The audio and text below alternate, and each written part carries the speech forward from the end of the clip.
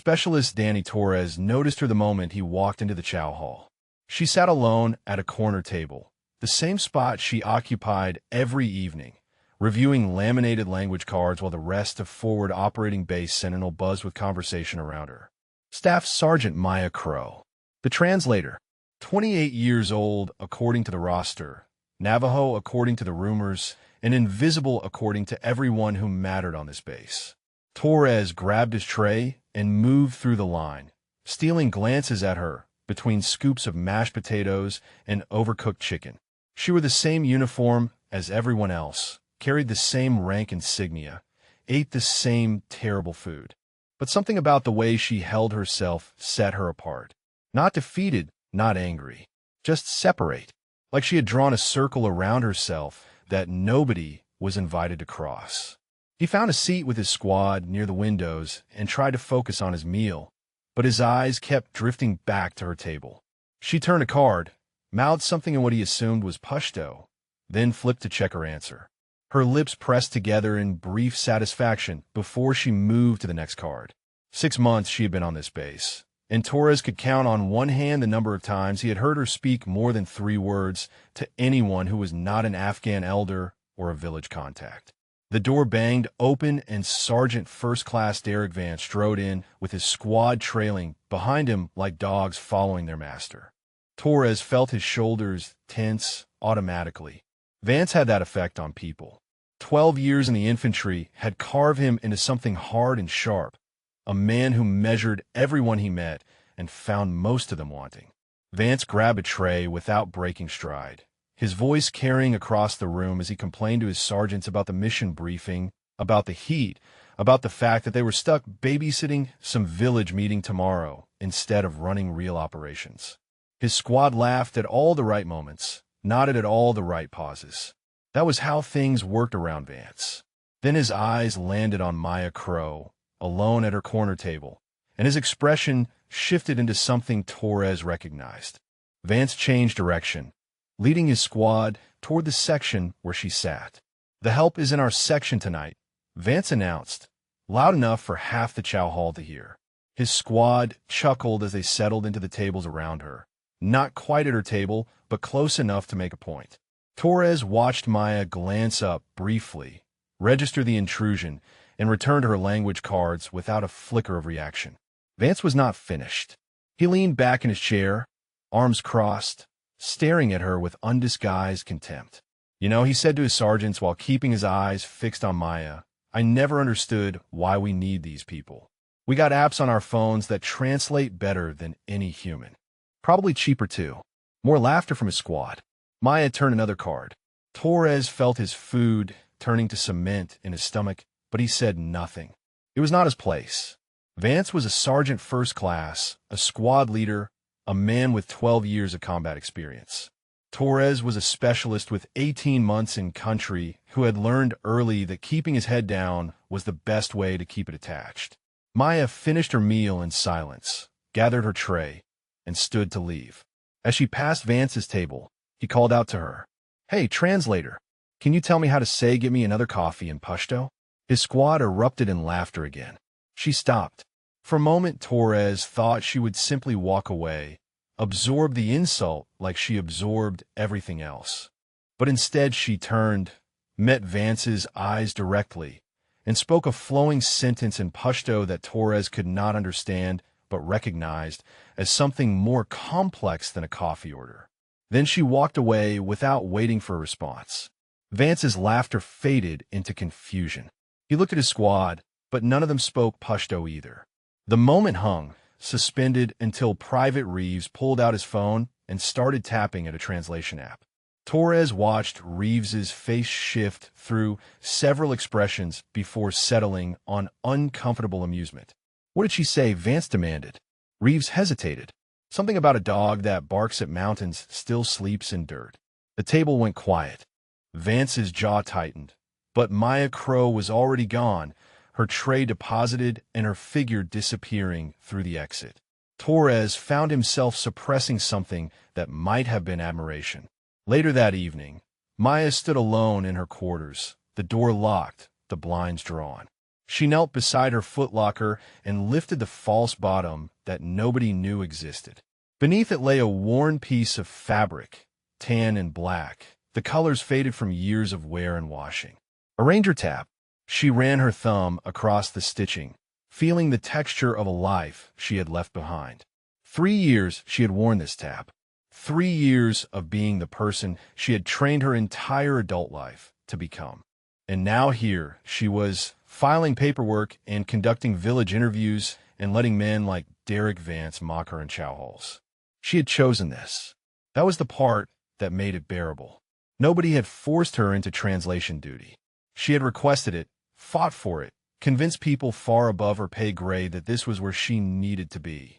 Away from the rifle, away from command, away from the weight of other people's lives in her hands. If you're listening to this right now, wherever you are, maybe you understand what that feels like. That moment when people look at you and see something smaller than what you actually are. When they measure you by your job title or your appearance or whatever box they have decided you belong in. Maybe you're in California right now, or Texas, or somewhere overseas like Maya. Maybe you have felt invisible in a room full of people who decided they already knew everything about you. Maya closed the footlocker and pressed her palm flat against the lid. Tomorrow she would ride in a convoy to a village called Coram. She would translate for elders who would look at her with more respect than her own colleagues did. She would do her job, keep her head down, and tell herself that this was enough. A knock at her door interrupted the silence. Mission briefing in 20 minutes, a voice called from outside. Maya stood, straightened her uniform, and locked away the last visible evidence of who she used to be. The translator had work to do. The briefing room smelled like stale coffee and tension. Maya took her seat near the back, notepad open, pen ready, occupying as little space as possible, while Captain Morrison pulled up the mission overview on the dusty projector screen. A map of Helmand Province flickered into view, a red line tracing the convoy route from FOB Sentinel to a village called Coram. "Gentlemen," Morrison began, and "lady," he added with a nod toward Maya that felt more like an afterthought than an acknowledgement. "Tomorrow at 0600 we roll out for a scheduled meeting with village elders. Primary objective is relationship building and intelligence gathering on Taliban movement in the Eastern Valleys. Staff Sergeant Crow will handle translation. Sergeant First Class Vance, your squad has security." Vance sat in the front row, arms crossed, radiating displeasure. His squad filled the seats around him, a wall of matching discontent. Maya had seen this posture before. Babysitting duty, the kind of mission that infantry soldiers resented because it lacked the glory of direct action, the adrenaline of combat operations. They wanted to kick down doors and capture high-value targets, not escort a translator to drink tea with old men. Morrison continued outlining the route, the timeline, the contingency protocols. Maya took notes even though she had memorized most of this information already. The route passed through a valley approach that made her uncomfortable, a natural choke point with ridge lines on both sides. She had flagged it in a previous briefing, but nobody had seemed particularly interested in the tactical concerns of a translator. Vance's hand went up, interrupting Morrison mid-sentence. "Sir," he said, "is there any way we can keep the translator in the vehicle this time? Last mission, she wandered off to chat with locals for 20 minutes while we sat exposed in the open." The room shifted. Maya felt eyes turning toward her, waiting for her response. She set down her pen and spoke calmly, directing her words to Morrison rather than Vance. "Captain, I spent those 20 minutes gathering intelligence from a shopkeeper who had observed Taliban fighters moving through the Eastern Pass 3 days prior. That intelligence was verified by drone surveillance within 48 hours and led to the interdiction of a weapons cache." Morrison nodded slowly. "I remember that report. Good work, Sergeant Crow." Vance's jaw tightened, but he said nothing else. Morrison wrapped up the briefing with final instructions and dismissed the room. Soldiers filed out in clusters, conversations resuming as they spilled into the corridor. Maya gathered her notes and waited for the crowd to thin before making her exit. She did not wait long enough. Vance caught her in the corridor outside the briefing room. positioning himself between her and the exit. His squad hung back at a distance, close enough to watch, but far enough to claim ignorance if needed. The message was clear. This was personal. "You think you're clever," Vance said, his voice low enough that only she could hear. "Making me look stupid in front of Morrison. But I know what you are. You're not a soldier. You are a civilian in uniform, playing dress-up, collecting a paycheck while real operators do the actual work." Maya met his eyes, but said nothing. She had learned long ago that men like Vance fed on reactions. Silence starved them. He stepped closer, close enough that she could smell the coffee on his breath. "Let me make something clear, Translator. If anything goes wrong on this convoy tomorrow, if one of my men gets so much as a scratch, I will make sure everyone knows it was your fault. Your wandering off, your distractions, your inability to stay in your lane. You will take the fall. Do you understand me?" Maya held his gaze for 3 long seconds. Then she stepped around him and walked away without a word. She did not look back, did not hurry, did not give him anything he could interpret as fear. Behind her, she heard Vance snort with satisfaction, interpreting her silence as submission rather than what it actually was, discipline. 20 minutes later, Vance was holding court in the barracks, his squad gathered around him like disciples receiving wisdom from a prophet.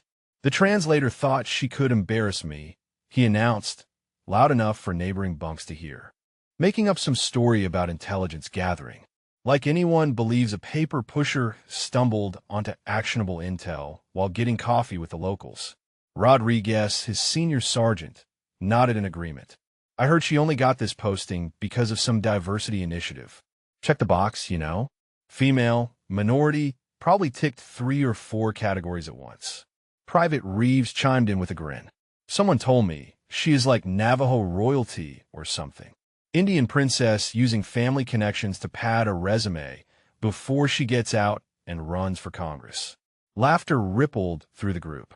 Vance basked in it, his earlier humiliation in the briefing room already rewritten into a story where he was the reasonable soldier dealing with an uppity translator. That was the thing about Vance. He never lost. He just changed the narrative until winning became inevitable. None of them noticed Torres passing in the corridor outside. He had stopped to tie his boot, a convenient excuse that let him hear every word without appearing to eavesdrop. His stomach churned with the same discomfort he had felt in the chow hall, the same helpless awareness that something wrong was happening and he was doing nothing to stop it. He glanced up and froze. Maya Crow stood at the far end of the hallway, close enough to have heard everything. Their eyes met across the distance, and Torres saw something in her expression that he could not quite name. Not anger, not hurt, something older than both, something that looked almost like resignation, as if this was exactly what she had expected, and the confirmation brought no surprise. She turned and walked away before he could speak, disappearing around the corner like she had never been there at all. Torres finished tying his boot with clumsy fingers, telling himself that it was not his place to intervene, that Vance outranked him by years and authority, that getting involved would only make things worse for everyone. He told himself these things all the way back to his bunk, and none of them made the weight in his chest any lighter. Tomorrow they would ride in the same convoy, protect the same translator, pretend that none of this mattered. Torres lay on his cot and stared at the ceiling and wondered what kind of soldier he was becoming.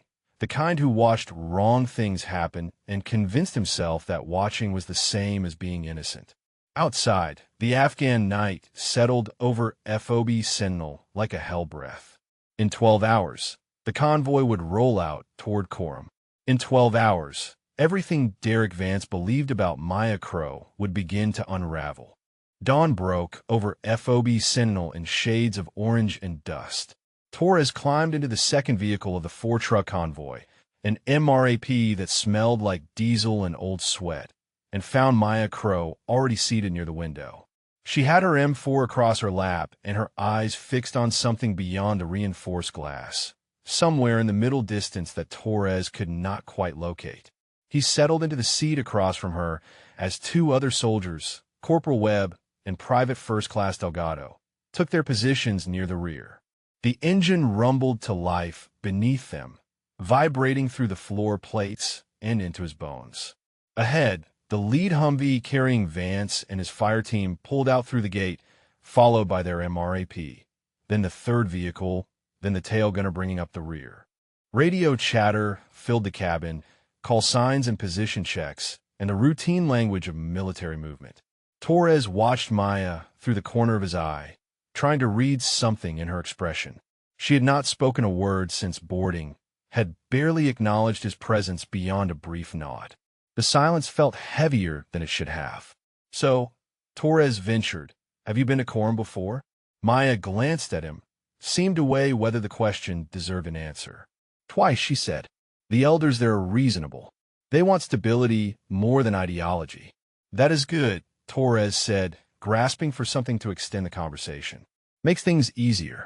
Her attention had already returned to the window. Torres felt the dismissal, but could not bring himself to resent it. After what he had witnessed in the corridor yesterday, after standing silent while Vance and his squad tore her apart, he figured he had not earned a right to her conversation. The radio crackled with Vance's voice, cutting through the engine noise. "Precious cargo secure, in vehicle 2? We would hate to lose our interpreter before she can order us coffee in Pashto." Laughter erupted over the channel, tinny and distant through the speakers. Torres saw Maya's jaw tighten, a small movement that someone less attentive might have missed. It was the first genuine emotion he had seen from her, a hairline crack in the mask she wore so carefully. Then she noticed him watching, and her expression smoothed back into neutrality like water settling after a stone. Webb and Delgado exchanged uncomfortable glances, but said nothing. The convoy rolled on. 30 minutes into the journey, the terrain began to change. Flat desert gave way to rocky outcrops, scattered boulders that could hide a man or a weapon. Torres noticed Maya's posture shifting, her body leaning slightly toward the window, her eyes moving in patterns that seemed almost mechanical. She was not watching the scenery. She was reading it. "You okay?" he asked. Maya did not look at him. "This terrain is problematic," she said. Torres frowned. "Problematic how?" She pointed through the glass toward a ridge line running parallel to the road. "Elevated position with clear sight lines." Her finger moved to another formation on the opposite side. Matching elevation there. Single road through the center, no hard cover for 500 meters in either direction. If someone wanted to pin down a convoy, this is where they would do it. Torres felt something cold settle in his stomach. He looked at the terrain with fresh eyes and saw what she was describing. 2 high positions overlooking a kill zone. 1 road with nowhere to hide. The mathematics of an ambush laid out in rock and sand and distance. The convoy entered the valley approach, and Maya's unease intensified. She leaned forward in her seat, scanning both ridge lines with an intensity that made Torres nervous. Then she pointed again, this time at something ahead on the road. "You see that?" she asked. Torres followed her gesture and spotted the burned-out husk of a vehicle, blackened metal half buried in sand. An old casualty, months or maybe years dead, left to rust where it had died. "Previous attack," Maya said quietly. "IED or RPG, hard to tell from here. But someone chose this spot before. Someone who understood what we were driving into right now." Torres reached for his radio. "Should I call Vance? Tell him we should find another route?" Maya shook her head, and something bitter flickered across her face. "I raised concerns about this approach during the mission brief. Vance dismissed them, said he did not need tactical advice from a translator." The radio crackled before Torres could respond. Vance's voice filled the cabin again, confident and dismissive. "All vehicles increase speed through the valley. Daylight passage, low-risk corridor. Let's not waste time on paranoia. I want to reach Coram before the elders finish their morning prayers." Torres watched Maya's hands move to her sidearm. She checked the magazine, verified a round was chambered, returned the weapon to its holster. The movements were automatic, practiced, the muscle memory of someone who had done this 1,000 times before. "What are you doing?" Torres asked. Maya did not answer. Her eyes stayed fixed on the ridge line to the east, tracking along the rocks, searching for something Torres could not see. The convoy accelerated beneath them, engines straining as the vehicles pushed through the valley floor. Dust billowed behind them in great brown clouds that marked their passage for anyone watching. Webb noticed Maya's alertness and shifted in his seat. "Hey," he said, "is something wrong?" Maya held up one hand, a gesture that demanded silence. Her other hand rested on her rifle now, finger indexed along the receiver, not on the trigger, but close. Torres felt his pulse quickening, responding to her tension even though he could not identify its source. The seconds stretched. The convoy pushed deeper into the valley. The ridgelines rose on either side like the walls of a trap waiting to close. Then Maya spoke, her voice so quiet that Torres almost missed it beneath the engine noise. "Too late now," she said. "Whatever happens next, stay low and follow my lead." Torres opened his mouth to ask what she meant, but the words never made it past his lips. The lead vehicle disappeared in a ball of fire and thunder, and the world Torres thought he understood came apart at the seams.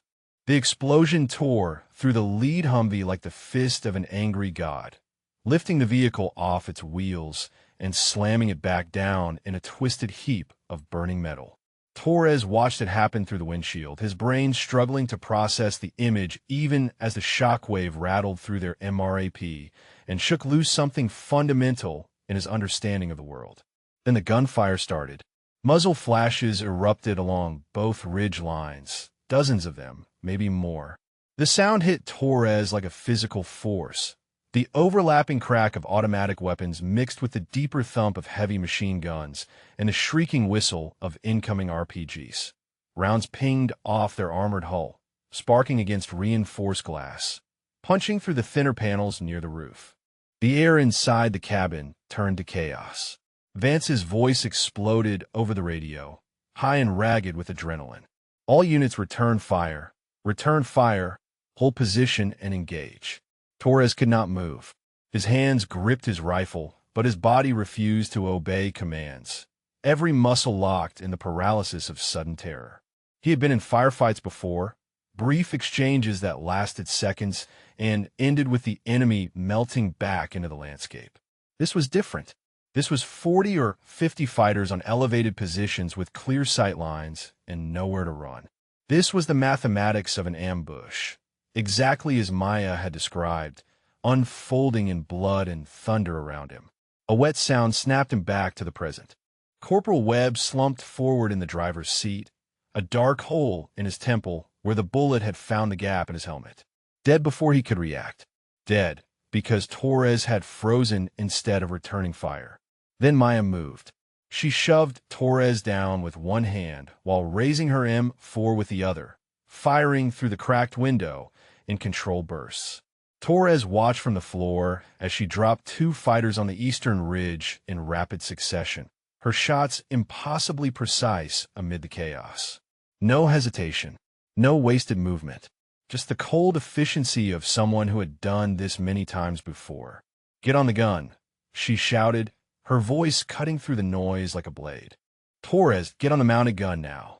He scrambled toward the turret hatch, hands shaking, heart pounding so hard he could feel it in his teeth. Behind him, Maya fired again. Another fighter fell. She was already scanning for the next target before the body hit the ground. The radio crackled with overlapping voices. Third vehicle reporting casualties. Fourth vehicle trying to reverse. Vance still screaming orders that nobody seemed to be following. Maya grabbed the handset and spoke over all of them, her voice carrying the calm authority of someone who expected to be obeyed. "All units, cease ineffective fire and conserve ammunition. We are displacing to the burned-out vehicle at grid reference north 200 meters. That position provides hard cover and consolidated defense. Move now, move together, covering fire on my mark." Vance's response came immediately, fury barely contained beneath military protocol. "Negative. Translator, you have no authority here. All units hold position and continue engagement." "That is a direct order." Maya ignored him completely. She turned to Torres, who had frozen again at the turret hatch. "Drive," she said. "Webb is gone. You need to drive us to that burned vehicle, or we all die here. Do you understand me?" Torres stared at her. "The translator. The paper pusher. The woman Vance had mocked and threatened and dismissed as worthless. She was covered in dust and Webb's blood, rifle in her hands, eyes blazing with something that looked nothing like fear. She looked like a warrior. She looked like she had been waiting for this moment her entire life. "I do not know if I can," Torres heard himself say. Maya grabbed his arm, her grip strong enough to bruise. "You can," she said, "because I'm going to keep you alive long enough to learn. Now move." Torres moved. He scrambled into the driver's seat, shoving Webb's body aside with a whispered apology, and grabbed the wheel. The engine was still running, somehow, despite the punishment the vehicle had taken. He put in gear and felt the MRAP lurch forward. Maya leaned out the window, firing in measured bursts as they accelerated toward the burned-out hulk 200 meters ahead. Behind them, Torres heard the other vehicles following. Not Vance's orders. Hers. The soldiers had made their choice in the space between heartbeats, choosing competence over rank, survival over protocol. They reached the burned vehicle, and Torres slammed the brakes, skidding to a stop in its shadow. The ancient wreck was not much, a gutted skeleton of metal and rust, but it broke the sight lines from the eastern ridge and created a pocket of relative safety. The other vehicles pulled in around them, forming a rough circle with a wreck at its center. Maya was out of the MRAP before Torres could process what was happening. She moved between vehicles, assigning sectors of fire, repositioning soldiers, transforming chaos into order through sheer force of will. Her voice never rose above conversational volume, but somehow it carried over the gunfire and the screaming and the thunder of incoming rounds. Rodriguez, East Ridge, suppressed at machine gun position. Delgado, West Ridge, watch for flanking movement. Torres, get on the 50 cal and keep their heads down. Anyone with grenades, hold them until I call for concentrated fire. Torres climbed into the turret and grabbed the heavy machine gun mounted there. His hands were still shaking, but less than before. Maya had given him a task, a purpose, something to focus on besides the terror clawing at his chest. He racked the charging handle and opened fire on the eastern ridge, walking tracers across the rocks where muzzle flashes flickered. Below him, Maya raised her rifle and began to shoot. One round, one kill, another round, another kill. Torres counted 4 fighters falling in 30 seconds, each one dropping mid-motion like puppets with cut strings. Her accuracy was inhuman, mechanical, the kind of shooting that belonged on a range with perfect conditions instead of a dust-choked battlefield with bullets cracking past her head. She was not scared.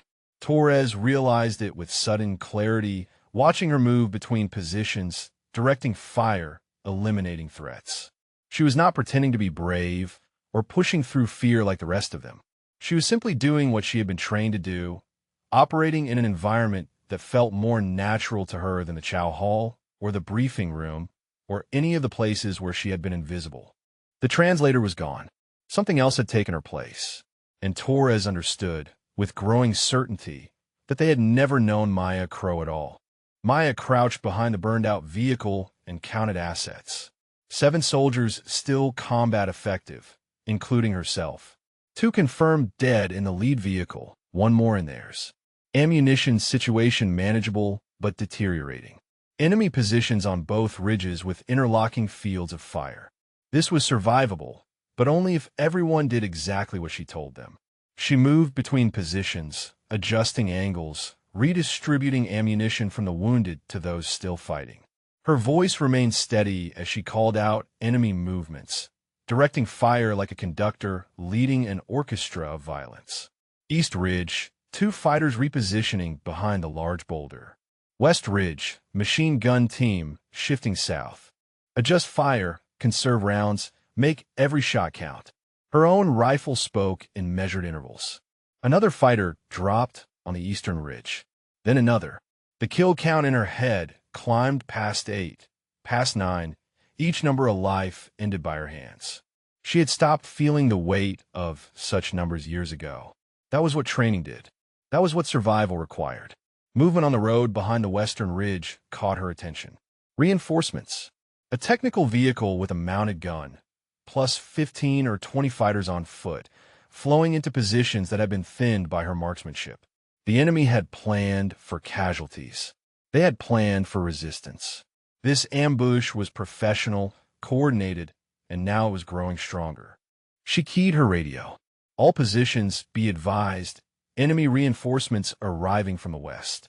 Estimate 50-plus fighters now engaged. Conserve ammunition and maintain suppression. Vance's voice cut through the channel, ragged with desperation and wounded pride. This is Sergeant First Class Vance assuming command. All units prepare to assault through the eastern ridge. We break out now, or we die here. Maya turned and found Vance crouched 3 meters away, blood streaming from a gash on his forehead, eyes wild with the particular madness that fear sometimes wore. He was not thinking tactically. He was reacting, grasping for any action that felt like control. Negative, Maya said, her voice flat and final. Eastern Ridge has elevated machine gun positions with overlapping fire. An assault across open ground against prepared defenses is suicide. We hold here and wait for QRF. Vance's face contorted. You do not give orders here, Translator. I am the ranking combat leader, and I say we assault. Anyone who refuses is guilty of cowardice under fire. Maya met his eyes without flinching. Then court-martial my corpse after we are all dead, Sergeant. But right now, these soldiers are doing this my way because my way keeps them alive. Your way gets them killed. Choose which one you want to explain to their families. The silence between them lasted only seconds, but Torres watched it stretch like hours. He saw the other soldiers watching too, their eyes moving between Vance and Maya, weighing rank against competence, protocol against survival. One by one, they turned back to their sectors, following Maya's positioning, ignoring Vance's order. Vance's authority crumbled visibly, his face cycling through rage and disbelief before settling into something hollow. He opened his mouth to speak, found nothing to say, and retreated to a position behind the MRAP where he could shoot without having to lead. Maya had already moved on. She borrowed Torres's rifle, the one with the better optic, and settled into a stable shooting position against the burned vehicle's frame. Her eyes scanned the eastern ridge, searching for something specific. There, she murmured. 400 meters behind the split rock, moving left to right. Torres squinted, but could not see what she was looking at. Who is it? Their commander. He is coordinating the assault, directing reinforcements. Watch his hand signals. Torres still could not identify the target, but Maya had already stopped explaining. She adjusted the optic, controlled her breathing, and let her body settle into the stillness that preceded a precision shot. The chaos around her seemed to fade, the gunfire and screaming becoming distant noise that could not reach the quiet space where she aimed. She squeezed the trigger. 400 meters away, a man Torres had never seen collapsed behind the split rock. The effect was immediate. Enemy fire slackened as fighters looked toward their fallen leader, seeking orders that would never come. The coordinated assault became a scattered exchange, individual fighters shooting without direction or purpose. Maya handed the rifle back to Torres. Keep their heads down. I need to reposition the Western team. She moved through the defensive perimeter with the fluid economy of someone who had spent years learning how to survive in places like this. Torres watched her go, counting the bodies on the ridges that she had put there. 11 now, maybe 12. More than any soldier he had ever served with. More than some entire squads achieved in full deployments. Who are you? He called after her. Who are you really? Maya paused, glanced back over her shoulder. Right now, I am the person keeping you alive, she said. Focus on your sector and stay that way. But Torres caught something in her expression before she turned away, a flicker of something that looked almost like relief. As if the mask she had worn for months had finally cracked, and the person underneath was grateful to breathe. The radio crackled with a new voice, distant but clear. Viper element, this is Dust Off QRF, responding to your position. ETA, 15 minutes. Confirm status and mark your location. 15 minutes. Maya did the calculation instantly. At current rate of fire, They had ammunition for maybe 8 minutes of sustained engagement. The reinforcements on the western ridge were still massing, preparing for another coordinated push. The math did not work. She found Torres at his position and knelt beside him. "Listen to me carefully. QRF is 15 minutes out. We do not have 15 minutes of ammunition. I need you to take command here. Keep everyone firing in a suppression pattern. Make the enemy think we are stronger than we are." Torres stared at her. "What are you going to do?" Maya checked her rifle, verified her remaining magazines. "I'm going to flank their main position on the western ridge. Take out their concentration before they can mount another assault." "That is insane," Torres said. "You will be completely exposed. One person against 20 fighters." Maya smiled, and for the first time Torres saw something genuine in her expression, something fierce and alive that had been buried beneath months of silence and submission. "Maybe," she said, "but one person moving fast and quiet has advantages that a group does not. Keep them looking this direction. I will handle the rest." She was gone before he could argue, slipping over the edge of their defensive position and disappearing into the broken terrain like a ghost. Torres watched the empty space where she had been and understood, with sudden certainty, that he was witnessing something extraordinary. The translator who was never really a translator. The invisible woman who had been a weapon all along. He turned back to his sector, raised his rifle, and began to fire. Maya moved through the broken terrain like water, finding its path downhill, using every fold in the ground, every shadow, every moment of covering fire from the defensive position to advance unseen. Her body remembered this. The low crawl across exposed ground. The pause behind cover to scan for threats. The explosive sprint between positions when the geometry was right. She had done this 100 times in training and a dozen times for real, in places whose name she was not allowed to speak.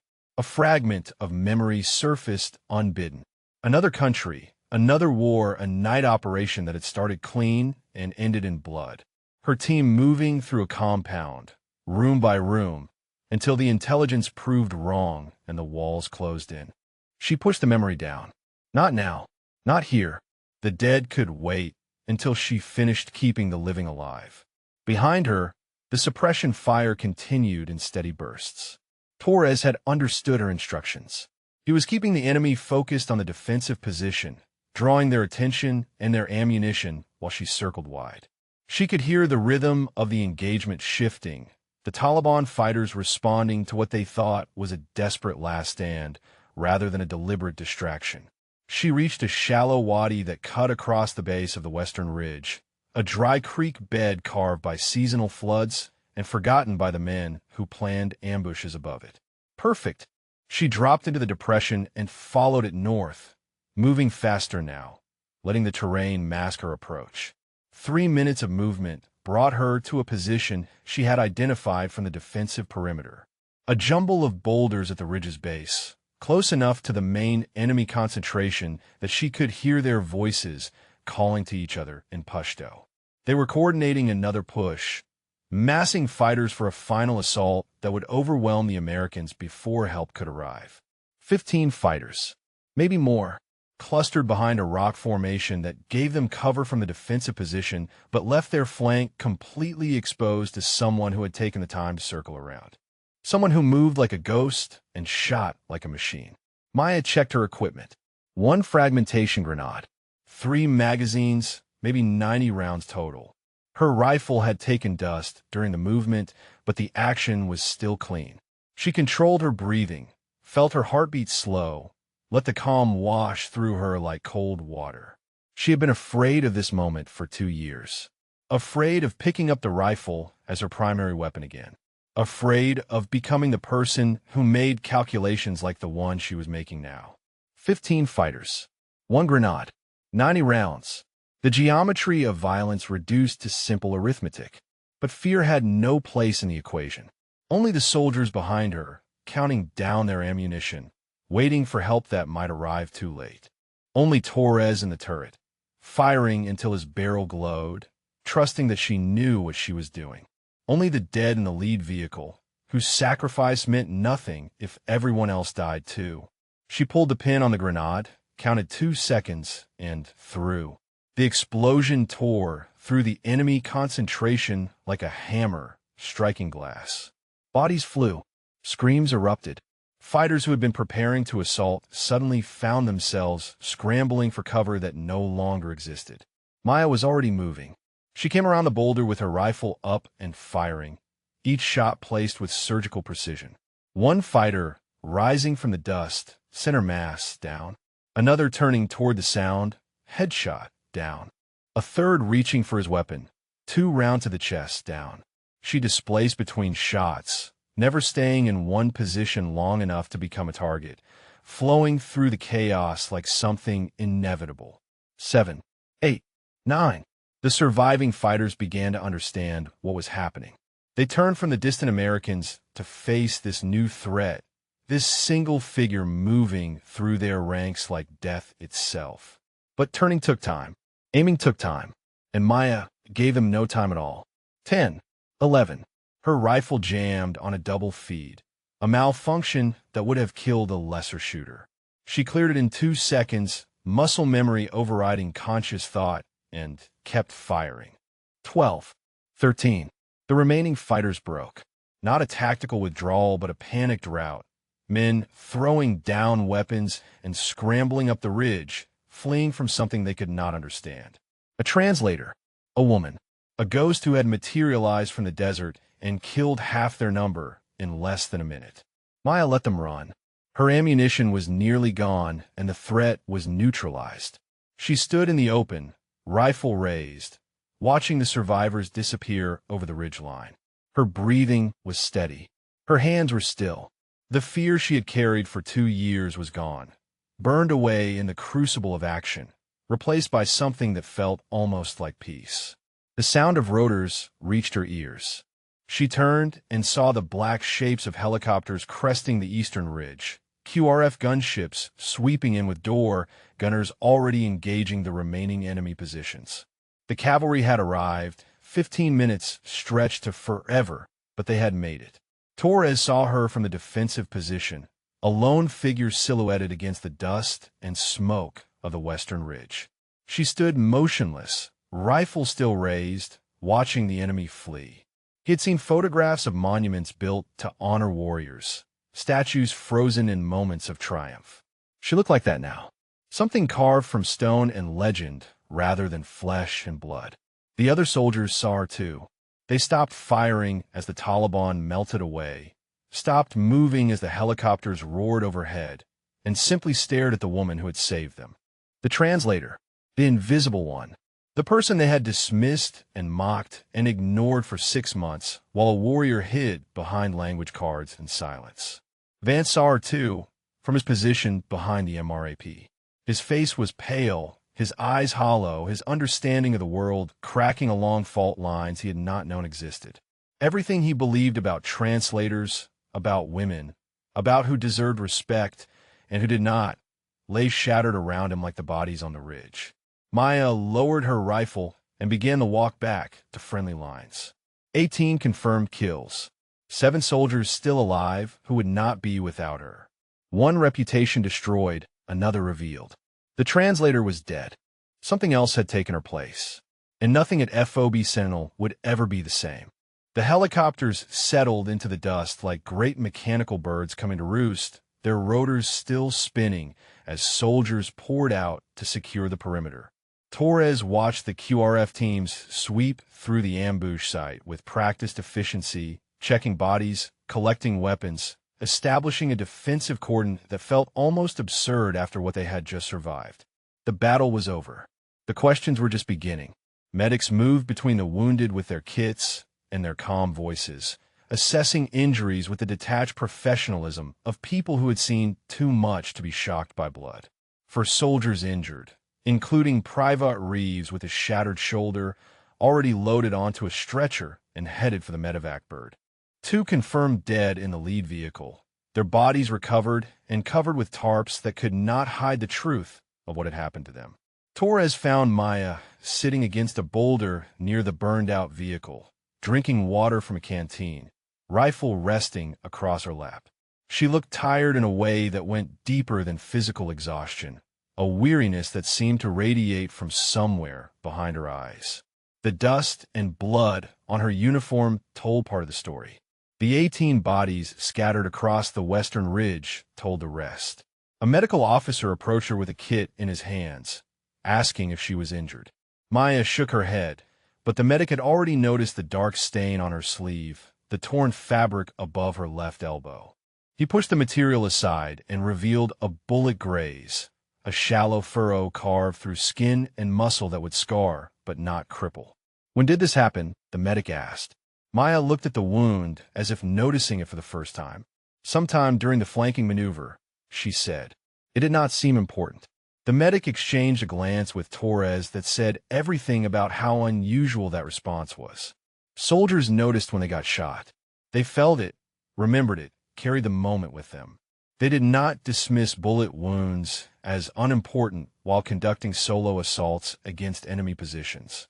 He cleaned and bandaged the graze without further comment. Maya let him work, her eyes fixed on something in the middle distance, her thoughts clearly somewhere far from this patch of blood-stained sand. A new figure approached, cutting through the organized chaos with the purposeful stride of command. Lieutenant Davis, the QRF element leader, stopped in front of Maya and studied her for a long moment. His eyes moved from her face to the bandaged wound to the rifle in her lap, then out toward the western ridge where the bodies lay. "You're the one who did that," he said. It was not a question. Maya met his gaze. "Staff Sergeant Maya Crow," she said. "Translator, FOB Sentinel." Davis stared at her, the way someone might stare at a puzzle missing half its pieces. "Translator," he repeated. "That is correct, sir. A translator who took out 18 fighters, including their commander, while conducting a solo flanking assault under fire." Davis shook his head slowly. "Someone at battalion is going to want to talk to you, Sergeant. Someone with a lot of questions." Maya nodded as if she had expected nothing else. "I will be available for debrief per standard protocol," she said.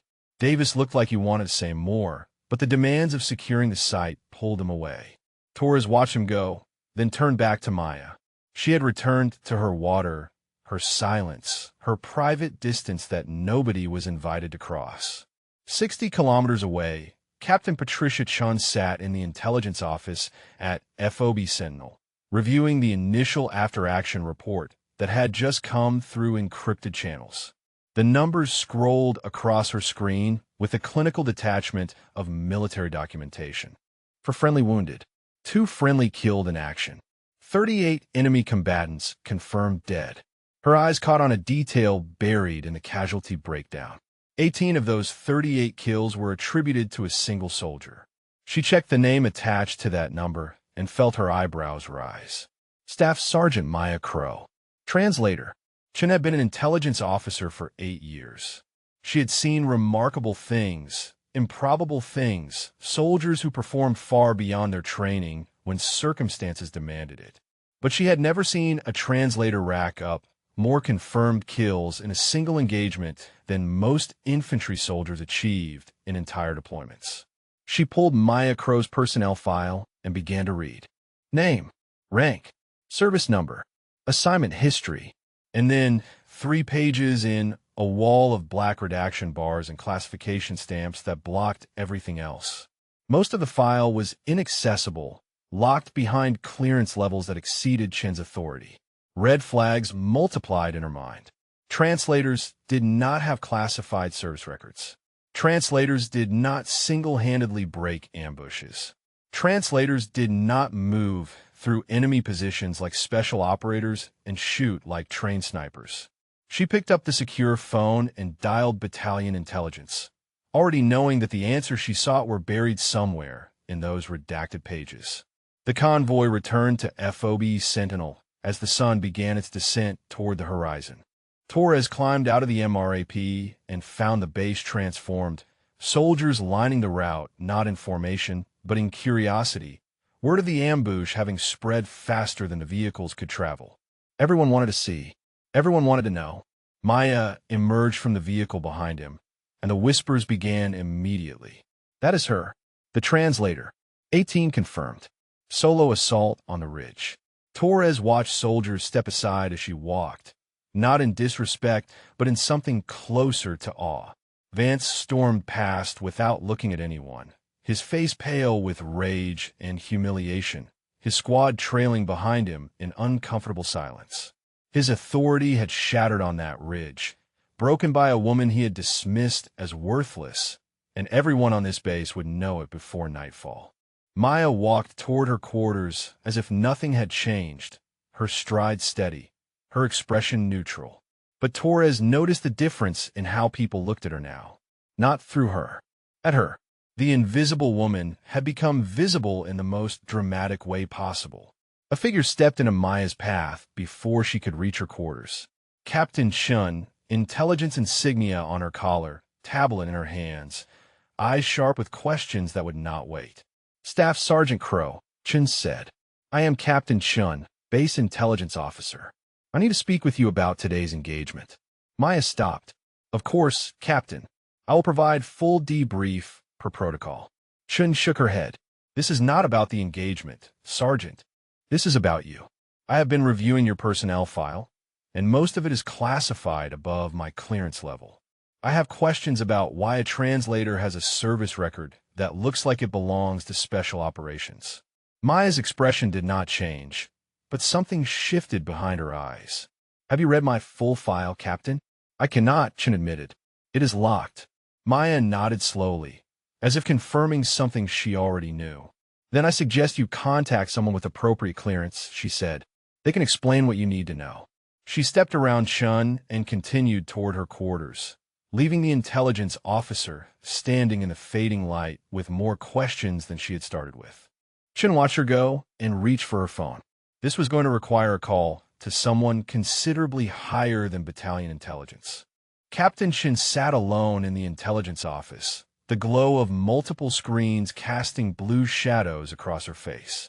She had been watching the engagement footage for 3 hours, pulling video from the vehicle-mounted cameras and the surveillance drone that had arrived with the QRF. Every angle told the same story. Every frame raised the same questions. She paused the footage and studied the frozen image of Maya, Crow, moving between positions during the initial contact. The way she carried her rifle, the angle of her body, the smooth transition from cover to cover. Chun had spent years analyzing combat footage, identifying patterns that separated trained operators from regular infantry. She knew what she was looking at. Her notes filled half a tablet screen. Movement patterns consistent with special operations training. Target acquisition speed beyond normal infantry capability. Tactical decision-making indicates advanced command experience. She had watched Maya's solo assault on the Western Ridge 4 times, slowing the drone footage to frame by frame, counting the kills, measuring the intervals between shots.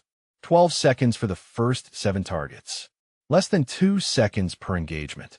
That was not infantry training. That was something else entirely. She pulled up Torres for interview the next morning, catching him outside the chow hall before breakfast. He looked tired, the kind of exhaustion that came from replaying trauma behind closed eyes all night. But he agreed to talk, settling into a chair across from Chun in a small briefing room with the door closed. Tell me everything, Chun said. From the beginning, Torres told her. The warnings Maya had given about the terrain, dismissed by Vance as paranoia. Her immediate action when the ambush began, the precision shooting, the assumption of command. Vance's attempted interference, and how the soldiers had chosen to follow Maya instead. The solo assault that had seemed insane until it worked. I have been in 3 firefights, Torres said, his voice quiet with something between awe and residual fear. I have never seen anyone move like she did. It was like she had done it 100 times before. Like the chaos was not chaos to her, just a problem to solve. What do you think? Chun asked. Who do you think she really is? Torres considered the question. I think she has been lying to us about who she is, he said finally. But I also think her lie saved our lives. So I'm not sure how I feel about that. Chun thanked him and let him go, then returned to her office to make a phone call she had been putting off. Battalion intelligence picked up on the 3rd ring, a bored voice asking how they could help. Chun explained what she needed. access to the classified portions of Staff Sergeant Maya Crow's personnel file. The call was transferred, then transferred again. 20 minutes of hold music and bureaucratic runaround until finally a new voice came on the line, crisp and cold and clearly unaccustomed to explaining itself. "Captain Chun," the voice said, "I understand you have been asking questions about a certain translator at FOB Sentinel." "I have," Chun confirmed. "Her service record is classified above my level. I need to understand why." Silence on the line. "Then, no, Captain. What you need to do is stop investigating Staff Sergeant Crow's background." Chun felt her jaw tighten. "With respect, I have an obligation to understand what happened during that engagement." 18 confirmed kills by a single translator raises questions that require answers.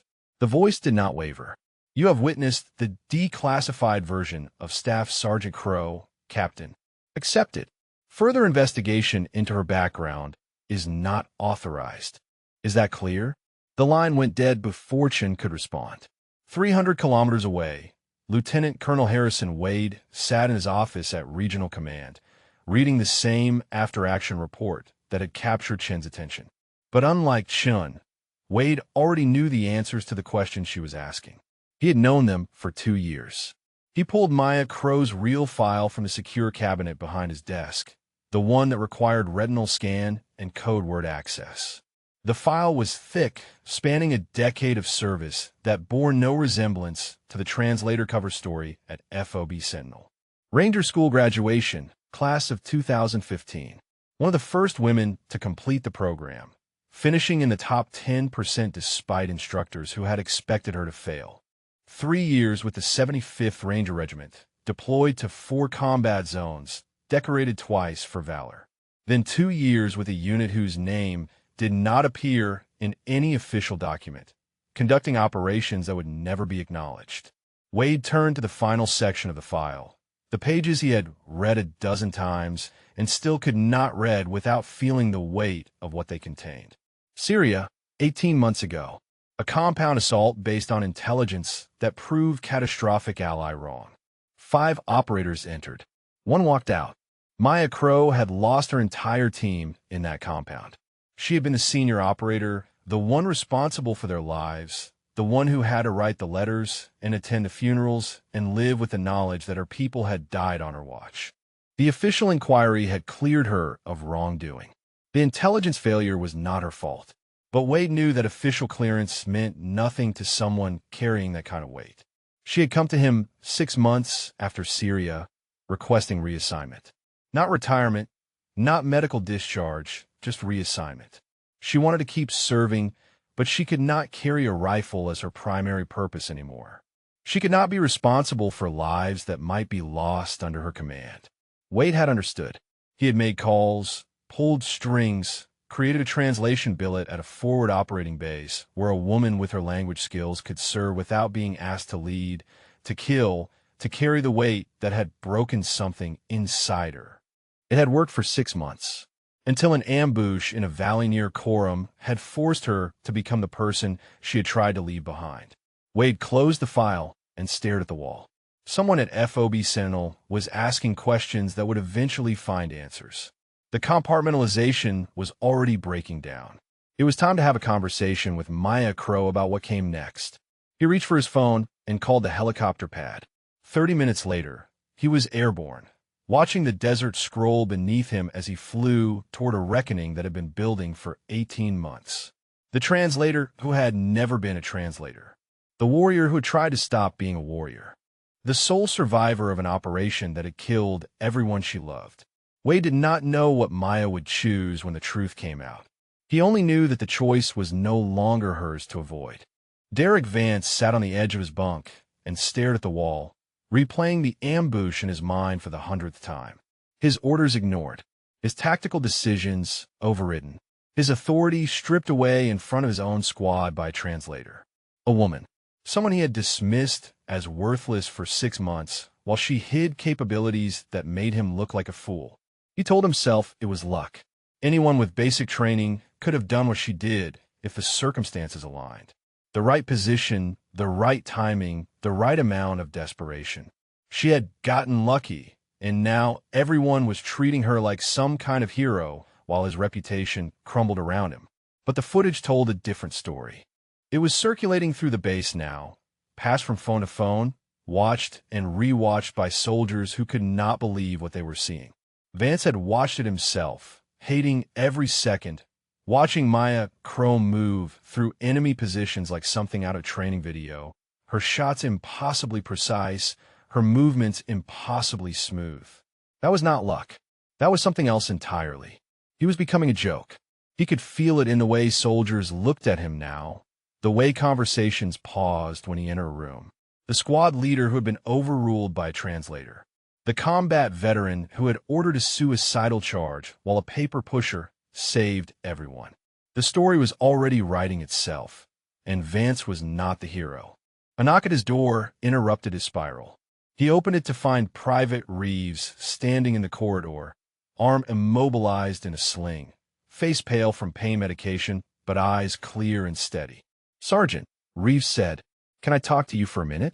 Vance stepped aside and let him enter. "What is it, Private?" Reeves stood awkwardly in the small space, clearly uncomfortable with what he had come to say. "I wanted to tell you that I was wrong about Sergeant Crow. What I said in the barracks, the jokes, calling her a princess. I was wrong. She saved my life out there. She saved all of us." Something hot and bitter rose in Vance's chest. "She disobeyed a direct order during combat," he said, his voice harder than he intended.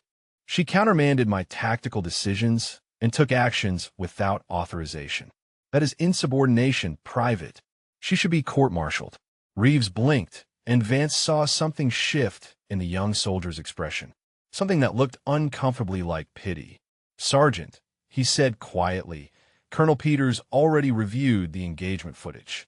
I heard him tell First Sergeant Morrison that her actions were exemplary. He said she showed exceptional tactical judgment under fire." The words hit Vance like physical blows. Exemplary. Exceptional. The base commander was praising her, while Vance sat in his quarters nursing wounded pride. The narrative was not just slipping away from him. It was already gone. "Gal," Vance said. Reeves left without another word. Vance stood in the silence of his quarters and felt the walls closing in. He had one option left, one way to reclaim control of the story before it buried him completely. 20 minutes later, he was standing in First Sergeant Morrison's office, requesting forms to file a formal complaint against Staff Sergeant Maya Crow for insubordination during combat operations. Morrison listened to the request without expression, his weathered face revealing nothing of what he thought. When Vance finished, Morrison set down his pen and leaned back in his chair. "Sergeant Vance," he said carefully, "are you certain you want to proceed with this?" Vance felt his jaw tighten. "She countermanded my orders. She assumed command authority she did not possess. That is a court-martial offense regardless of the outcome." Morrison studied him for a long moment. "There are things you do not know about Staff Sergeant Crow," he said. "Things that are apparently above both our pay grades. Lieutenant Colonel Wade is flying in today to address the situation personally. Before you file that complaint, you might want to wait and see what he has to say." The mention of Wade sent the first real tremor of fear through Vance's chest. Lieutenant colonels did not fly to forward operating bases to address translator incidents. Whatever was happening here was bigger than an insubordination complaint, bigger than Vance's wounded pride, bigger than anything he had anticipated. "I will file the complaint," Vance said, his voice steady despite the uncertainty coiling in his gut. "Let Wade sort it out when he arrives." Morrison shrugged and handed him the forms. "Your call, Sergeant." Across the base, Maya Crow sat in her quarters, cleaning her rifle with the methodical precision of long habit. The weapon did not need cleaning. She had maintained it perfectly after the engagement. But the ritual gave her hands something to do while her mind processed everything that had changed. A knock interrupted her work. She opened the door to find Captain Chen standing in the corridor, tablet tucked under her arm, expression caught somewhere between curiosity and respect. "May I come in?" Chen asked. Maya stepped aside. The intelligence officer entered and stood awkwardly in the small space, clearly uncertain how to begin. "I know you are more than a translator," Chen finally said. "I cannot prove it. Your file is locked behind classification levels I cannot access. But I watched the footage from yesterday, and I have been doing this job long enough to recognize special operations training when I see it. Maya said nothing. She returned to her rifle, running a cloth along the receiver, waiting for whatever came next. Chun continued. I also know that Sergeant Vance is filing an insubordination complaint against you. He is trying to take control of the narrative before it buries his career. Maya nodded slightly. That sounds like something he would do. Why do you not just tell everyone who you really are? Chun asked. Why hide behind a translator cover when revealing the truth would destroy his complaint and probably end his career? The question hung in the air between them. Maya's hands stopped moving on a rifle. She stared at the wall for a long moment, and when she spoke, her voice was quieter than Chun had ever heard it. Because who always got people killed? Chun waited, sensing that more was coming. Syria, Maya said. 18 months ago. A compound assault based on intelligence that turned out to be completely wrong. I was the senior operator. I led 5 people into that building, and I was the only one who walked out. The words fell into silence.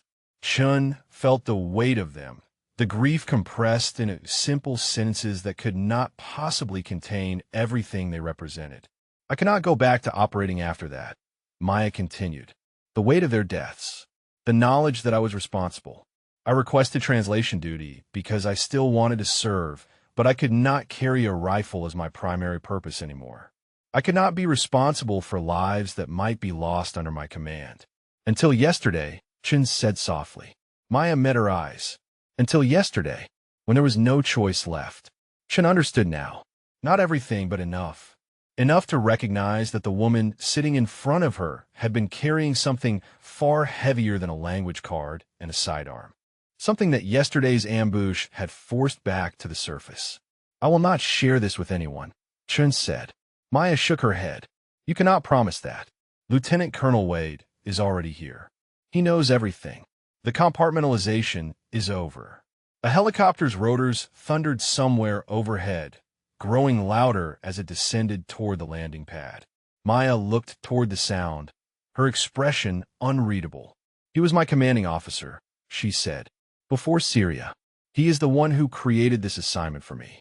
And now he is here to decide what happens next. Chun had no response. She watched Maya set down the rifle and straighten her uniform, preparing to face whatever reckoning had just arrived on that helicopter. The translator who had never been a translator.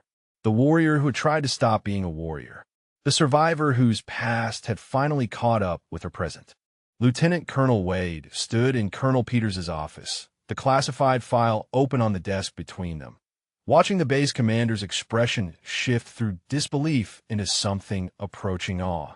Peters had commanded FOB Sentinel for 14 months. He had signed Maya Crow's assignment orders himself, and until this moment, he had believed she was exactly what her cover documents claimed. Let me make sure I understand this, Peters said slowly. For the past 6 months, I have had a Ranger School graduate, a decorated special operator, and a Silver Star recipient filing translation paperwork and conducting village interviews. That is correct, Wade confirmed. Peters leaned back in his chair. And nobody thought to inform me. Her assignment was compartmentalized for a reason, Colonel. Staff Sergeant Crow requested translation duty after a classified operation resulted in significant personal trauma. She needed time away from direct action. We created a billet that let her continue serving without the pressures of combat leadership. Peters glanced at the file, at the redacted pages and classification stamps that had hidden Maya's true identity from everyone at this base. That changed yesterday, he said. Yes, sir. The ambush forced her to become the operator she was trained to be. 18 confirmed kills. Tactical command under fire. A solo assault that broke the enemy position.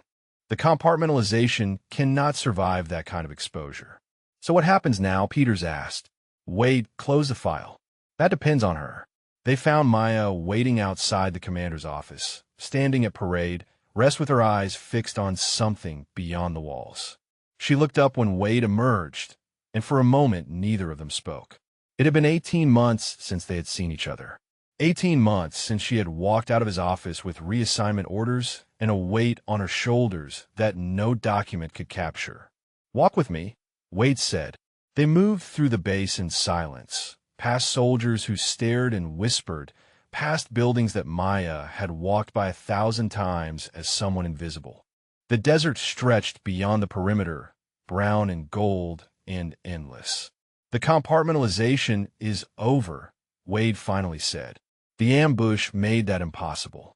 Too many witnesses, too much documentation, too many questions that lead back to who you really are. Maya nodded. She had known this was coming from the moment she pulled the trigger on the first fighter. "You have options," Wade continued. "The army can transfer you quietly. New base, new cover, continued anonymity. You can finish your service as a translator and walk away clean." "And the other option?" Maya asked. Wade stopped walking and turned to face her. "You step back into who you were. New unit, new team, fresh start. The operator who saved 7 lives yesterday has proven she still has what it takes." Maya was quiet for a long moment, her eyes on the horizon. "I do not know if I can be that person again," she said. The weight of it, the responsibility, leading people into situations where they might not come back. Wade's voice was gentle but firm. "Maya, you already were that person yesterday. You did not plan it, did not want it, but when the moment came, you became exactly what you were trained to be. 18 confirmed kills. Tactical leadership under fire. 7 soldiers who were alive because you chose to act." She said nothing, but he saw something shift behind her eyes. A door opening that had been closed for 18 months. "Whatever you decide," Wade said, "it starts with today. Colonel Peters is going to address the base about what happened. Your real background will be disclosed. After that, nothing is hidden anymore." Maya straightened her uniform and followed him back toward the main compound. The common area was packed when they arrived. Word had spread that a lieutenant colonel had flown in specifically to address yesterday's engagement, and speculation had reached fever pitch. Torres stood near the back with Delgado and a dozen other soldiers, all of them watching the door. Colonel Peters entered first, followed by Wade and Maya. The room fell silent instantly. "At ease," Peters said, though nobody had been at attention. "Yesterday, this base experienced a significant engagement during a convoy to Coram. 2 soldiers gave their lives. 4 more were wounded, and 38 enemy combatants were killed, largely due to the actions of 1 soldier who demonstrated exceptional valor under fire." He turned toward Maya. "Most of you know Staff Sergeant Crow as our base translator. What you do not know is that her assignment here was cover for a classified service record that I myself was not clear to access until today." Torres felt the energy in the room shift. Every eye fixed on Maya, who stood rigid beside the colonel, her expression unreadable. Peters continued. "Staff Sergeant Maya Crow is a graduate of Ranger School, class of 2015, one of the first women to complete the program. She served 3 years with the 75th Ranger Regiment, deploying to 4 combat zones and receiving 2 decorations for valor. She subsequently served with a classified unit conducting operations that remain sealed. She is a recipient of a Silver Star for actions I am not authorized to describe." The silence in the room was absolute. "Yesterday," Peters said, "Staff Sergeant Crow killed 18 enemy combatants, including their tactical commander. She assumed field command when leadership faltered, orchestrated the defensive position that kept 7 soldiers alive, and conducted a solo flanking assault that broke the enemy attack before reinforcements could overwhelm our position. Specialists Webb and Castillo died in the initial IED strike. Without Sergeant Crow's actions, we would be mourning 9 instead of 2. Torres looked at Maya and saw something he had not expected. Discomfort. She did not want this recognition, this exposure. She had hidden for a reason, and now that hiding was over. Peters was not finished. "I am also aware that Staff Sergeant Crow's treatment on this base has been unacceptable. She has faced harassment and dismissiveness from soldiers who should have known better. That ends today. Support personnel are soldiers. They deserve respect. Anyone who fails to understand that will answer to me personally." He did not name Vance. He did not have to. Everyone in the room knew exactly who he meant. The formal portion concluded and soldiers began to move, some drifting away, others pushing toward Maya. Torres watched Reeves approach first, his arms still in its sling, his face carrying the weight of everything he had said and done before yesterday changed everything. "I was an ass," Reeves said simply. "I mocked you, called you names, and you saved my life anyway. I will not forget that." Maya nodded once. Apology accepted, private. Others followed. Handshakes, murmured thanks, soldiers who had ignored her for months, now desperate to express gratitude and regret.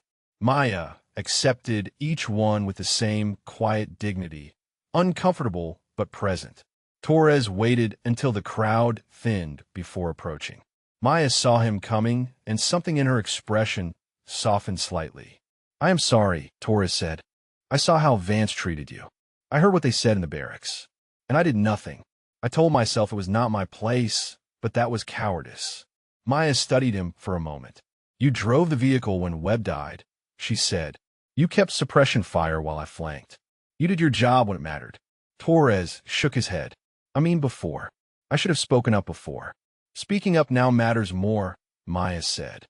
"What happened before is done. What you do next is what defines you." Torres felt something loosen in his chest. He asked the question everyone was wondering. "What are you going to do next?" Maya looked past him, toward the desert, toward the horizon, toward something only she could see. "I'm still figuring that out," she said. "But I do not think I can go back to being invisible. Not after yesterday." She walked away before Torres could respond, leaving him standing in the common area with the weight of her words settling into his bones. The translator who had never been a translator. The invisible woman who had saved them all. Whatever she decided next, Torres knew he would never forget her. The summons arrived 30 minutes after the announcement. Vance read the message twice, his mind racing through possibilities. Colonel Peters wanted him in the commander's office immediately. This was his chance. His complaint was already filed. Now he would present his case to leadership, explain how Maya Crow had violated chain of command, and reclaim some measure of control over a narrative that had spiraled beyond his grasp. He straightened his uniform and walked across the base with his shoulders squared, rehearsing his arguments. Insubordination was insubordination regardless of outcome. She had countermanded his orders during active combat. She had assumed authority she did not possess. The fact that her actions had succeeded did not excuse the breach of protocol. Courts-martial existed for exactly these situations. The door to the commander's office stood open. Vance stepped through and felt his confidence crack. Colonel Peters sat behind his desk. Lieutenant Colonel Wade occupied a chair to the right. Captain Chin stood near the window with a tablet in her hands. First Sergeant Morrison waited by the door, his face carved from stone. And on the desk, centered precisely between them all, lay Vance's complaint paperwork. He had expected to present his case. Instead, he was surrounded. "Sergeant First Class Vance," Peters said, his voice carrying the flat weight of command authority. "Please close the door and stand at attention." Vance obeyed, his mind scrambling to recalculate the situation. This was not a hearing. This was something else entirely. Peters gestured toward the complaint forms. "I have reviewed your filing, Sergeant. You are alleging that Staff Sergeant Maya Crow committed insubordination during the engagement near Coram by countermanding your tactical orders." "Yes, sir," Vance managed. "That is correct." Peters leaned forward slightly. "Before we proceed, I want to make certain you understand the full context. The soldier you are accusing is a Ranger School graduate, a decorated Special Operations veteran, and a Silver Star recipient. Her actions during that engagement saved the lives of 7 soldiers, including yourself. Is it still your intention to pursue this complaint?" Vance felt the ground shifting beneath him. His mouth opened, but no words emerged. Every argument he had prepared suddenly seemed small and petty against the weight of what Peters had just described. Wade spoke into the silence. "I have reviewed the complete footage and radio traffic from the engagement, Sergeant. Your tactical decisions during the ambush were, to be frank, catastrophic, ordering soldiers to hold position in a prepared kill zone. attempting an unsupported assault across open ground against elevated machine gun positions. If your orders had been followed, we would not be discussing an insubordination complaint. We will be planning 9 memorial services instead of 2. Vance felt the blood draining from his face.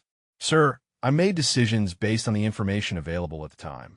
The information available, Wade repeated, included Staff Sergeant Crow's explicit warning about the ambush corridor during the mission brief. A warning you dismissed. It also included her real-time tactical assessment during the engagement, which you rejected in favor of orders that would have resulted in total casualties. Her countermand of those orders was not insubordination, Sergeant. It was justified correction of lethal error. Vance grasped for solid ground. With respect, sir, I had no way of knowing her background. She was listed as a translator. I followed established protocol for engaging with support personnel. Wade's expression hardened. Protocol does not include public mockery in the chow hall. Protocol does not include threatening soldiers with false blame for hypothetical failures. Protocol does not include harassment and hostile treatment sustained over a period of 6 months. Vance felt something cold spreading through his chest. How do they know about that? Chun stepped forward, tablet raised. We have collected statements from multiple soldiers regarding your treatment of Staff Sergeant Crow, she said. Private Torres, Private First Class Delgado, Private Reeves, Specialist Harrison. They describe a pattern of behavior that predates the ambush and constitutes a separate matter from the tactical questions raised by your complaint. Vance understood then. This was not about Maya's insubordination.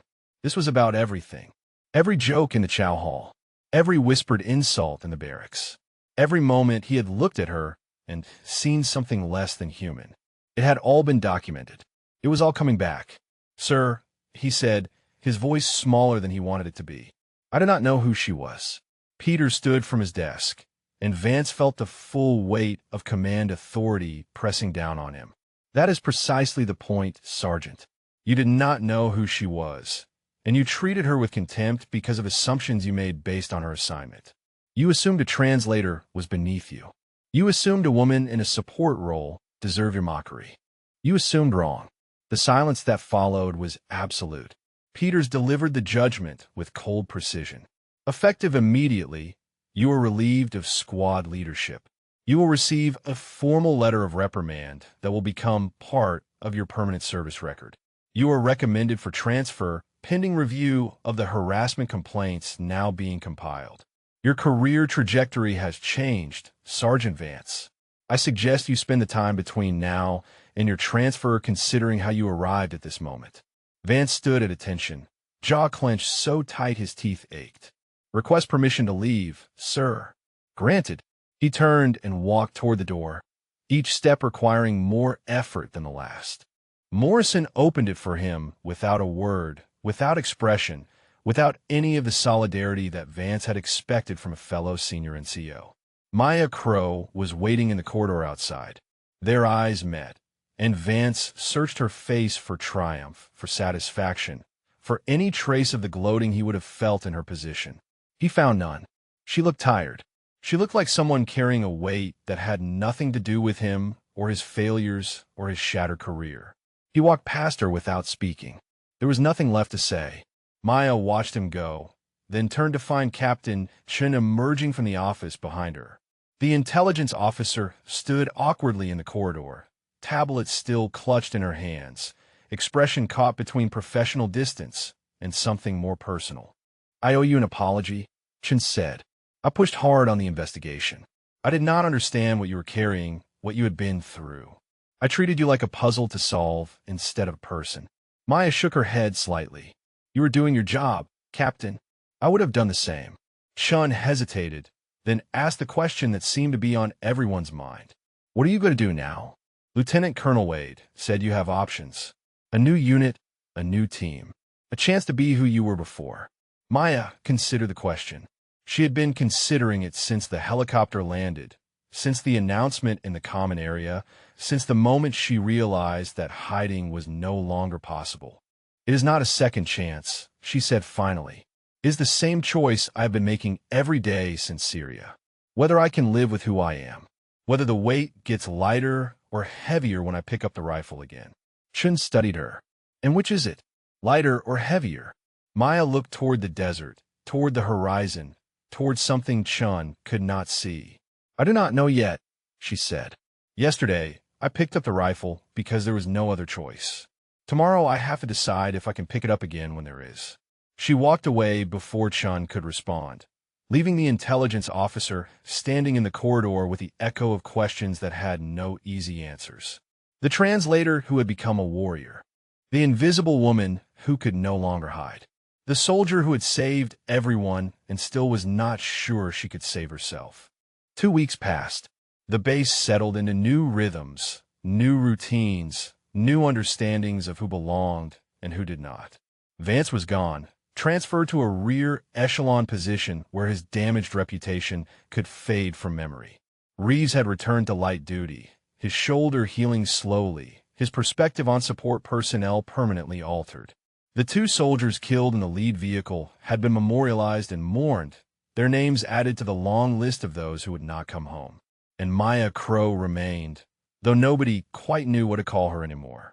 She came to the rifle range every morning at 0500, before the heat and the dust and the demands of the day could find her. The range was empty at that hour, quiet except for the wind and the distant hum of generators. She would set up at the far lane, adjust her optics, and begin the ritual that had defined her for a decade. Breathe, aim, squeeze, reset. The groupings were always tight. Mechanical. Perfect. But Torres had started to notice something in her eyes during those sessions, something that looked less like practice and more like prayer. She was working through something out there in the pre-dawn darkness, something that had nothing to do with marksmanship. He found her there on a Tuesday morning, 2 weeks and 3 days after the ambush that had changed everything. She glanced up when he approached, then returned her attention to the target without comment. He took that as permission and settled into the lane beside her. They shot in silence for 20 minutes, the crack of their rifles echoing across the empty range, brass casings piling up like offerings. Torres waited for the right moment, the pause between magazines where conversation became possible. Word as Lieutenant Colonel Wade offered you a slot back in Special Operations, he finally said. New unit, new team, fresh start. Maya ejected her magazine and reached for another. Word travels fast on this base. So what did you decide? She loaded the fresh magazine, but did not raise her rifle. Instead, she stared downrange at the target, at the tight cluster of holes grouped around center mass, at the evidence of skill she had tried to leave behind. I have not decided yet, she said. Wade gave me a week. That was 6 days ago. Torres considered his next words carefully. Everyone would understand if you left. After what happened, after what you did, nobody would blame you for taking the fresh start. Maya shook her head slowly. That is not the question. The question is whether I can pick up the rifle as my primary purpose again. Whether I can lead people into situations where they might not come back. She turned to face him, and Torres saw something in her expression that he had not seen before. Vulnerability. The armor she had worn for months, the distance she had maintained from everyone on this base, had cracked open enough to let him glimpse what lay beneath. I told you about Syria, she said. About the compound. About my team. Torres nodded. 5 operators went in. 1 came out. Maya set down her rifle and leaned against the shooting bench, arms crossed, eyes distant. Their names were Garcia, Thompson, Okonkwo, and Chun. Not Captain Chun. A different Chun. Sergeant First Class Michael Chun, best breacher I ever worked with. We have been a team for 2 years. Deployed together 4 times. I knew their families, their dreams, their fears. I knew everything about them except how to keep them alive when it mattered. Torres stayed silent, sensing that she needed to speak more than she needed to hear. The intelligence was wrong, Maya continued. We went into that compound expecting 6 fighters and found 30. By the time we understood what was happening, we were already surrounded. I made decisions. Good decisions, the inquiry said. Tactically sound decisions. But Garcia died in the first room. Thompson and Okonkwo went down covering our retreat. Shin took a round mint for me and bled out before the extraction bird could reach us. Her voice remained steady, but Torres could hear the weight beneath the words. 2 years of carrying this. 2 years of replaying those moments and finding herself guilty regardless of what any inquiry concluded. For 18 months, Maya said, I told myself I did not deserve to lead again. Translation duty was penance, a way to serve without being responsible for anyone but myself. I thought if I stayed invisible long enough, the weight would eventually lift. Did it? Torres asked quietly. Maya almost smiled. No, it just settled deeper, became part of me instead of something I carried. She picked up her rifle again, checked the chamber, stared at the target. Torres watched her and felt something crystallizing in his mind, a thought that had been forming since the ambush, since he watched her move through enemy positions like something inevitable. Can I say something? He asked. Maya nodded. Torres chose his words with care. You saved us because of what you learned losing them. The decisions you made in that ambush, the tactics you used, the way you moved and shot and led. That was not just training. That was everything you learned from Garcia and Thompson and Okonkwo and Shun. Their deaths made you the operator who got us home. That is not penance. That is purpose. Maya went still. Her hand stopped moving on a rifle. Her eyes found his and held them, searching for something Torres hoped she would find. You did not just survive Syria, Torres continued. You carried your team out with you. Not their bodies, but everything they taught you, everything you learned together. And 2 weeks ago, you used all of it to keep 7 soldiers alive. That matters. That has to matter. The silence stretched between them, filled with the wind and the distant generators and the weight of words that could not be taken back. Then Maya turned away, but not before Torres caught the glimmer of something wet at the corner of her eye. I need to think, she said. But thank you. I needed to hear that from someone who was there. She gathered her equipment and walked away, leaving Torres alone at the range with empty brass and the echo of a conversation that felt like it might have changed something. 1 week later, Maya stood in Lieutenant Colonel Wade's office at FOB Sentinel. He had flown back for her answer, clearing his schedule for a soldier who had once been his best operator and might become something else entirely. I have made my decision, Maya said. Wade leaned forward.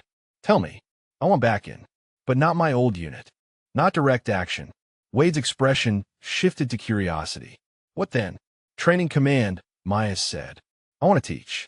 Everything I know about survival, about tactics, about staying alive when the world is trying to kill you. I want to give it to the next generation so they make it home when I cannot be there to save them. Wade studied her for a long moment, reading something in her face that seemed to satisfy him. He nodded slowly. I can make that happen. Ranger Training Brigade has been asking for experienced operators to rotate through as instructors. Your record, your experience, your demonstrated capability under fire.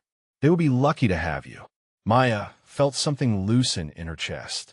A knot she had carried for 18 months, finally beginning to unwind. Thank you, sir. Wade stood and extended his hand. Thank yourself, Sergeant. You found your way back. Not everyone does. She shook his hand and walked out into the bright Afghan sunlight, squinting against the glare. Across the compound, she spotted Torres emerging from the chow hall. Their eyes met across the distance. She nodded once, a small gesture of acknowledgement and gratitude. He nodded back. The translator who had never been a translator. The warrior who had tried to stop being a warrior. The survivor who had finally found a way to carry her ghosts without being buried by them. Maybe you know what that feels like. Maybe someone looked at you once and saw something smaller than what you really are. Maybe you proved them wrong in ways they never expected. Or maybe you're still waiting for that moment when who you truly are finally breaks through. If this story meant something to you, we would love to hear about it.